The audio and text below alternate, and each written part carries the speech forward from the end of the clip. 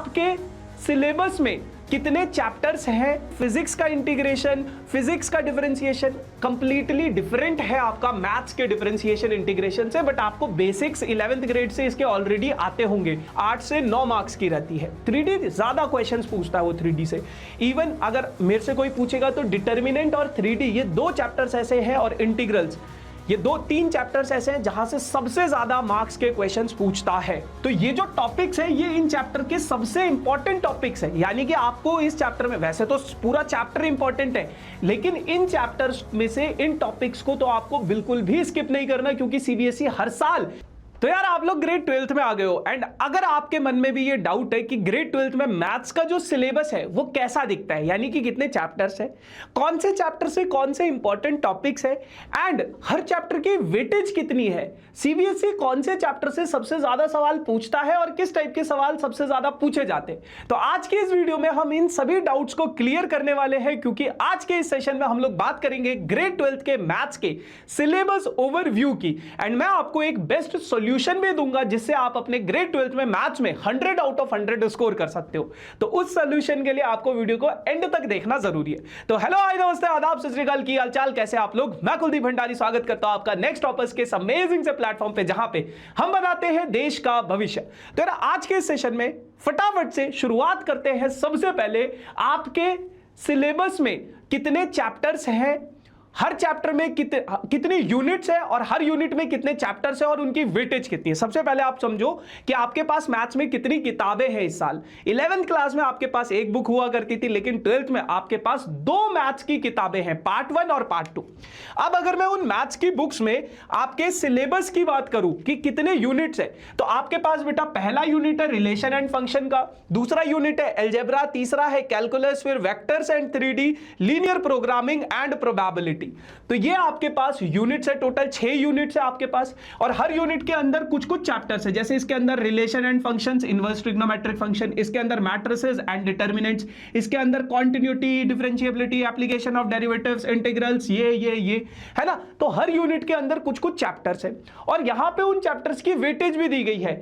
इन 2 chapters की weightage है 8 marks, इन 2 chapters की वेटेज है 10 मार्क्स। इनकी कैलकुलस की सबसे ज्यादा वेटेज है, जिसकी वेटेज है 35 मार्क्स, है ना। मतलब अगर आपने कैलकुलस कर दिया तो आप पास, मतलब ऐसे ही हो जाओगे इसमें। फिर इसकी वेटेज है 14 मार्क्स, इसकी वेटेज है 5 मार्क्स, और इसकी वेटेज है बेटा 8 मार्क्स की। ये वेटेज की बात हो गई।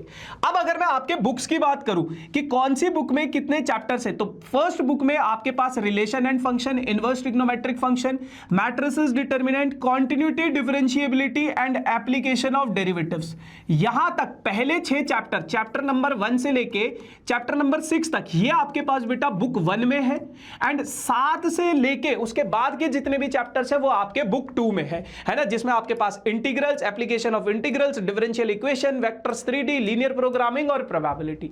तो बचे हुए चैप्टर्स आपके पास बुक 2 में है। तो ये तो आपका ये चीज हो गई।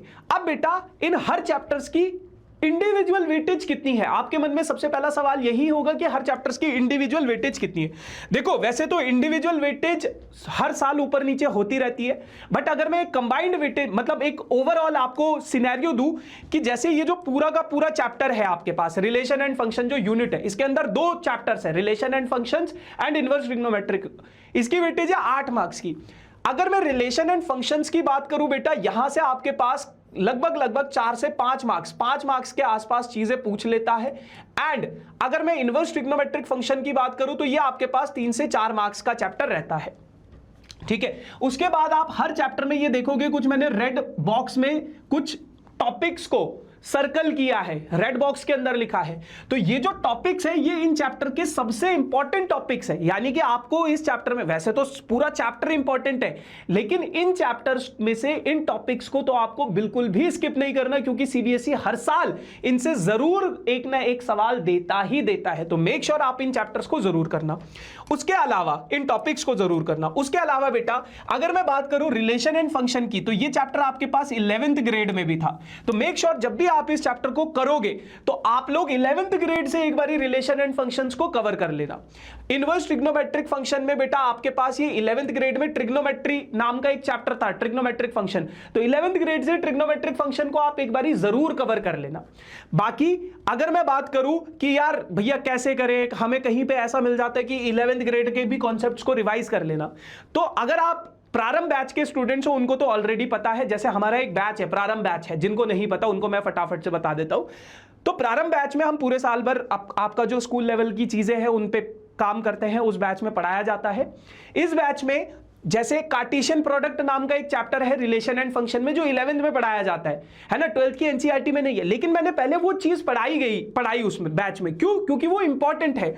तो ऐसे ही अगर कोई 11th का टॉपिक है आपके पास जो 12th में भी रिपीट हो रहा है, हम पहले उस पर काम करते हैं उस बैच में, और फिर उसके बाद धीरे धीरे इन सारी चीजों को तो खैर कवर करना ही है। तो अगर अभी तक आप लोगों ने प्रारंभ बैच में एनरोल नहीं किया है, डिस्क्रिप्शन में लिंक है, आपको पूरी की पूरी डिटेल सपोर्ट टीम को कॉल करके जो भी है कैसे बैच परचेज करना है, इसके ऊपर ऑलरेडी बहुत सारी वीडियोस है, आप डिस्क्रिप्शन में लिंक है, सारी की सारी चीजें आपको वहां से पता चल जाएगी। एनरोल नहीं किया फटाफट से एनरोल कर लेना, ठीक है। अच्छा, फिर उसके बाद बेटा मैट्रिसेस एंड डिटर्मिनेंट्स नए चैप्टर से, इनकी कंबाइंड वेटेज है 10 मार्क्स की। अगर मैं बात करूं बेटा मैट्रिसेस चैप्टर की, मैट्रिसेस चैप्टर से आपके पास ज्यादा नहीं पर 3 से 4 मार्क्स के क्वेश्चंस वो पूछ लेता है। अगेन रेड बॉक्स के अंदर इंपॉर्टेंट टॉपिक्स है, और यहां से बेटा आपके पास आ जाता है 6 से 7 मार्क्स के क्वेश्चन। यहां से एमसीक्यूज बहुत पूछता है इन चैप्टर से, ठीक है। तो बैच के अंदर ना मैं हर एक टाइप की चीजें भी करवाता हूं, जैसे इस चैप्टर से एमसीक्यूज बहुत पूछेगा तो एमसीक्यू की ज्यादा प्रैक्टिस करेंगे, बाकी की चीजों को भी प्रैक्टिस करेंगे, किस टाइप के एमसीक्यूज पूछा जाएगा आपके एग्जाम में, तो सारी की सारी चीजें इंपॉर्टेंट होती है, ताकि आप एग्जाम वाले दिन जब बैठोगे करोगे तो आप ब्लैंक ना हो जाओ। क्लियर, ठीक है। फिर उसके बाद हमारा अगला चैप्टर बेटा कॉन्टिन्यूटी एंड डिफरेंशिएबिलिटी, पूरा चैप्टर इंपॉर्टेंट है। एप्लीकेशन ऑफ डेरिवेटिव पूरा चैप्टर इंपॉर्टेंट है, कैलकुलस का पार्ट है। इंटीग्रल्स पूरा चैप्टर इंपॉर्टेंट है, एप्लीकेशन ऑफ इंटीग्रल्स पूरा चैप्टर इंपॉर्टेंट है। डिफरेंशियल इक्वेशन में जो आपके सॉल्यूशन है, वेरिएबल सेपरेबल मेथड या फिर लीनियर डिफरेंशियल इक्वेशन को कैसे सॉल्व करते हैं, होमोजीनियस इक्वेशंस को कैसे सॉल्व करते हैं, ये इंपॉर्टेंट चीज है। अब बेटा अगर मैं इनके इंडिविजुअल मार्क्स की बात करूं तो इंडिविजुअल आप कैलकुलेट वैसे बहुत मुश्किल है, तो ये कैलकुलस जो है कंबाइंड है। एक्चुअली कैलकुलस 2 पार्ट्स में डिवाइडेड है, एक है बेटा आपका डिफरेंशिएशन और एक है बेटा आपका इंटीग्रेशन। अब डिफरेंशिएशन के अंदर 2 चैप्टर्स है, डिफरेंशिएशन के अंदर 2 चैप्टर्स है, और इंटीग्रेशन के अंदर बेटा 3 चैप्टर्स है, ठीक है। यहां से एक शॉर्ट क्वेश्चन आता ही आता है एप्लीकेशन ऑफ इंटीग्रल्स का, ग्राफ का, 5 मार्क्स का भी आ सकता है, 3 मार्क्स का भी आ सकता है, 4 मार्क्स का भी आ सकता है। जनरली यहां से 5 मार्क्स का क्वेश्चन आपको देखने को मिलता है, जनरली यहां से आपको 5 मार्क्स का एक सवाल देखने को जरूर मिलता है। वहीं अगर मैं डिफरेंशियल इक्वेशन की बात करूं तो इसकी भी वेटेज जो रहती है बेटा लगभग 6 से 7 मार्क्स की रहती है। इंटीग्रल्स की वेटेज थोड़ी सी ज्यादा हो जाती है बेटा, 8 से 9 मार्क्स के आसपास इसकी वेटेज बन जाती है, ठीक है। ऐसे ही बेटा कॉन्टिन्यूटी एंड डिफरेंशिएबिलिटी, इनमें भी 7-8 मार्क्स के क्वेश्चन होते हैं, और कंबाइन ये ऊपर नीचे आगे पीछे करने के बाद 35 मार्क्स की वेटेज रखता है। अब बेटा इन चैप्टर्स में क्या क्या चीजें इंपॉर्टेंट है वो भी ध्यान में दो। जैसे ये पूरा चैप्टर इंपॉर्टेंट है, लेकिन 11th ग्रेड में आपके पास एक चैप्टर हुआ करता था limits and derivatives. Calculus start करने के पहले आपको लिमिट्स एंड डेरिवेटिव्स जरूर पढ़ना है 11th ग्रेड का, ठीक है, स्पेशली इस चैप्टर के लिए। उसके बाद जो आगे इंटीग्रल्स है ये तो आप फिजिक्स में भी पढ़ते हो, डिफरेंशिएशन आप फिजिक्स में भी पढ़ते हो। हालांकि फिजिक्स का इंटीग्रेशन, फिजिक्स का डिफरेंशिएशन कंप्लीटली डिफरेंट है आपका मैथ्स के डिफरेंशिएशन इंटीग्रेशन से, बट आपको बेसिक्स 11th ग्रेड से इसके ऑलरेडी आते होंगे, चेन रूल आता होगा, सारी चीजें आती होंगी। यहां पे बस हम एडवांस वर्जन ऑफ कैलकुलस को देखेंगे, ठीक है। तो ज्यादा दिक्कत नहीं होगी, बच्चा अक्सर बहुत डरता है इन चैप्टर से, बट बहुत इजी बना देंगे आपके लिए, ठीक है, टेंशन की कोई बात नहीं। अगला जो यूनिट है बेटा आप लोगों के पास वेक्टर्स एंड 3D। वेक्टर्स के ये इंपॉर्टेंट टॉपिक्स है, 3D के ये इंपॉर्टेंट टॉपिक्स है। अगर मैं इनकी वेटेज की बात करूं तो वेटेज आपके पास 14 मार्क्स की रहती है, जहां पे वेक्टर्स की वेटेज आप लोगों के पास लगभग 5 से 6 मार्क्स की रहती है, 5 से 6 मार्क्स की रहती है, और 3D की वेटेज आपके पास 8 से 9 मार्क्स की रहती है। 3D ज्यादा क्वेश्चंस पूछता है वो 3D से। इवन अगर मेरे से कोई पूछेगा तो डिटर्मिनेंट और 3D ये 2 चैप्टर्स ऐसे हैं, और इंटीग्रल्स ये 2-3 चैप्टर्स ऐसे हैं जहां से सबसे ज्यादा मार्क्स के क्वेश्चंस पूछता है, ठीक है, और प्रोबेबिलिटी भी। ठीक, तो ये इनके इंपॉर्टेंट टॉपिक्स है। अब 3D पढ़ने से पहले या वेक्टर्स पढ़ने से, ये दोनों चैप्टर्स आपस में रिलेटेड है।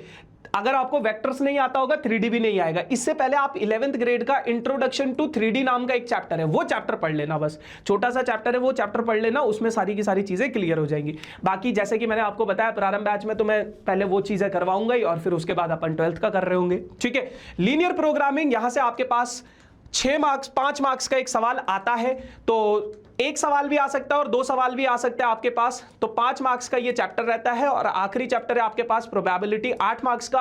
आप 11th की प्रोबेबिलिटी को एक बार रिवाइज कर लेना। बाकी अगर आप रिवाइज नहीं भी करोगे और बैच में रहोगे तो आपको टेंशन लेने की जरूरत नहीं है, सारा का सारा मैं वहां पे चीजें करवा देता हूं।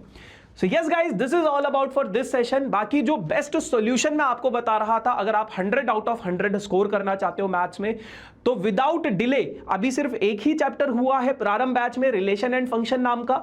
मेक श्योर आप उस बैच में एनरोल जरूर कर देना। एंड जो बच्चे ऑलरेडी है प्रारंभ बैच में, एक बार कमेंट सेक्शन में प्रारंभ ओपी जरूर टाइप कर देना।